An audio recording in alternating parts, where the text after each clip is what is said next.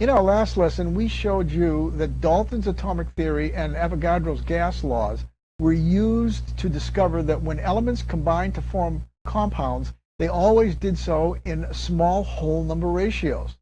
For example, the elements lithium, sodium, and potassium, three very reactive metals, always bonded with chlorine in a 1-to-1 ratio as shown here, and no exceptions were ever seen by early chemists. But not all elements did. Magnesium and calcium, for example, always formed a 1-to-2 ratio with chlorine. And furthermore, boron and aluminum formed a 1-to-3 ratio, while carbon and silicon formed a 1-to-4 ratio. Now, armed with this information, Dmitry Mendeleev, a Russian chemistry professor in the mid-1860s, studied the relationships between all of the known elements in 1865, and by ordering them from smallest to largest relative atomic mass, as shown here, he discovered an interesting pattern which led to the development of the very first periodic table. Now, although Mendeleev had 65 elements to sort through, we're only going to use 17 of the first heaviest elements. The blue parenthesis shows that we've ordered the elements from smallest to largest relative atomic mass. And when we do that, we can see that the number of times the elements bond to chlorine, shown in the red parentheses here, makes an interesting pattern. As you go from lightest to heaviest, lithium only bonds 1 time to chlorine, but beryllium bonds twice, and then the next heaviest atom, boron, bonds 3 times, and then carbon makes carbon tetrachloride 4 times, nitrogen then goes back down to 3, oxygen goes down to 2, and then fluorine only bonds once to chlorine.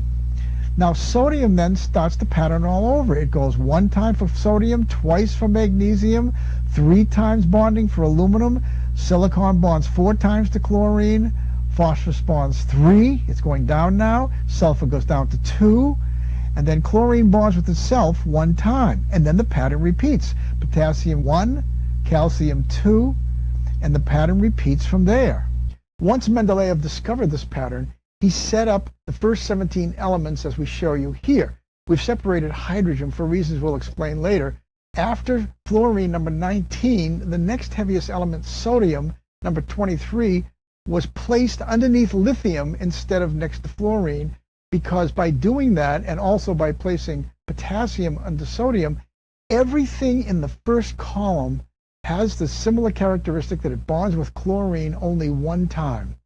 And everything in the second column bonds twice, everything in the third column bonds 3 times, and then 4, 3, 2, 1. This arrangement was compelling for many reasons besides just the number of times the atoms in each column bond to chlorine. For example, in the first column, we've already seen in lesson 6 that lithium, sodium, and potassium have striking similarities in other physical and chemical characteristics besides the way they bond to chlorine. They're all very soft, they all float in water, and they're all very reactive. And the elements in the second column, although different in characteristics from the first column, are very similar to each other. This pattern is the basis for the creation of the very first periodic table. Now, if you look at a modern-day periodic table, you may have difficulty seeing this pattern, but that's because of 2 reasons. First of all, the elements in the parentheses here, which we call transition elements, along with the 14 elements below, break the pattern that we showed you earlier. They don't follow the rule of 1, 2, 3, 4, 3, 2, 1, none. These are called transition elements because these elements are not as predictable when they bond. But among the main group elements, which include the first 2 columns on the right and the last 6 columns on the left, the pattern we showed you is fairly consistent. Elements in the last column here never bond with anything. They are inert gases discovered after Mendeleev made his table. They never bond with any other elements. The first 2 columns always have a consistent pattern as well. Elements in the first column always bond once, and elements in the second column always bond twice. But some of the elements in columns 3 through 7 of the main group act a little bit like transition elements and have more than one bonding pattern. And the reason for this was not well understood until the early 20th century when the structure of the atom was discovered. Now here is the very first periodic table produced by Mendeleev. Notice that the main group elements are in the center, arranged in rows rather than columns.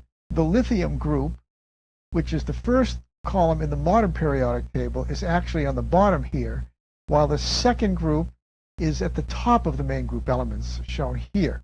It's also interesting to note that after aluminum, the following element, which today we know to be gallium, was not known at Mendeleev's time, but he predicted its existence and also predicted many of its qualities, which turned out to be accurate.